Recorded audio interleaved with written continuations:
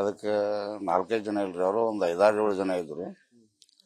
ಅವ್ರು ಈಗ ಬರೀ 2-3 ಜನ ಅರೆಸ್ಟ್ ಮಾಡಿದ್ರೆ ಅವ್ರು ಇನ್ನೂ ಉಳ್ಕೋದವ್ರನ್ನೂ ಅರೆಸ್ಟ್ ಮಾಡಬೇಕು. ಅವರು ಪೊಲೀಸ್ ಡಿಪಾರ್ಟ್ಮೆಂಟ್ದವ್ರಿಗೆ ನಾನು ಕೇಳ್ಕೋದು ಇಷ್ಟೇ ಮನವಿ, ಅವರೆಲ್ಲರಿಗೆ ಅವ್ರನ್ನ ಅರೆಸ್ಟ್ ಮಾಡಿಕಿಸಿಂದ ಅವ್ರಿಗೆ ತಕ್ಕ ಪಾಠವನ್ನು ಕಲಿಸ್ಬೇಕಂತ ನಾನು ಕೇಳ್ಕೊತೀನಿ.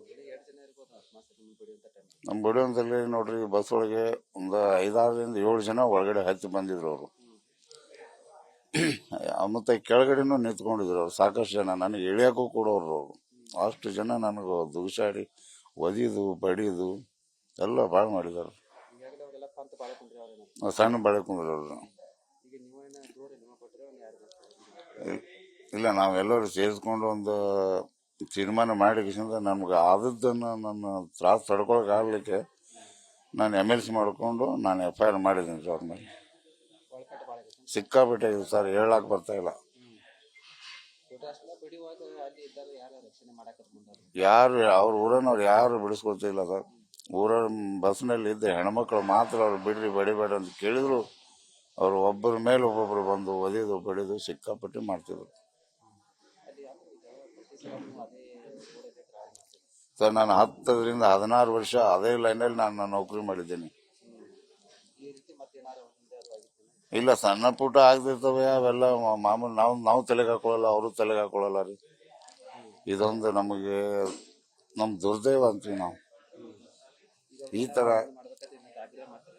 ಇಲ್ಲ, ಅವರೆಲ್ಲರನ್ನು ಅರೆಸ್ಟ್ ಮಾಡ್ಬೇಕಂತ ನಾನು ಇಲ್ಲಿ ವಿನಂತಿ ಮಾಡ್ತೀನಿ.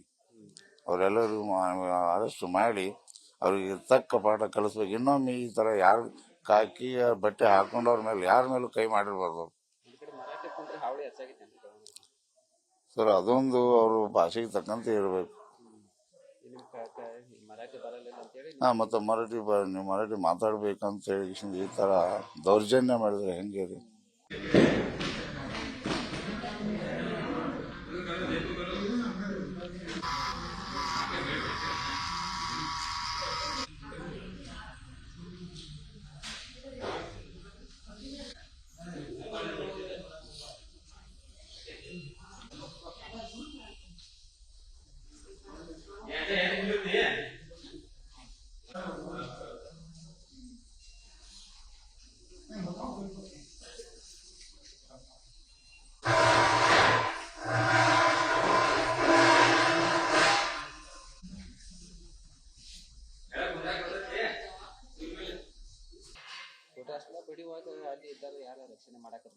ಯಾರು ಅವ್ರ ಊರನ್ನವ್ರು ಯಾರು ಬಿಡಿಸ್ಕೊಳ್ತಿಲ್ಲ ಸರ್.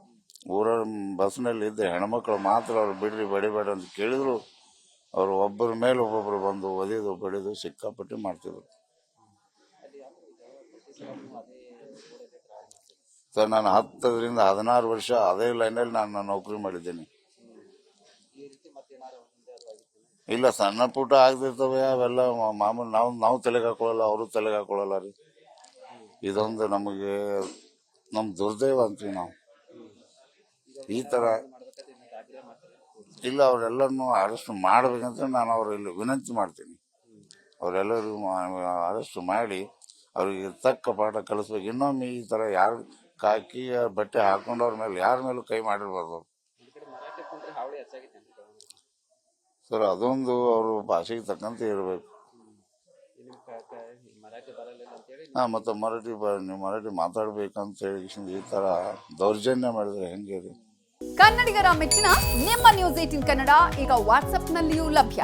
ಕರ್ನಾಟಕ ಮತ್ತು ದೇಶ ವಿದೇಶದ 360 ಡಿಗ್ರಿ ಸುದ್ದಿ ವಿವರವನ್ನ ನೀವು ನಿಮ್ಮ ಕೈ ಬೆರಳುಗಳಲ್ಲಿಯೇ ಪಡೆಯೋದಿಕ್ಕೆ ಈ QR ಕೋಡ್ ಅನ್ನ ಸ್ಕ್ಯಾನ್ ಮಾಡಿ.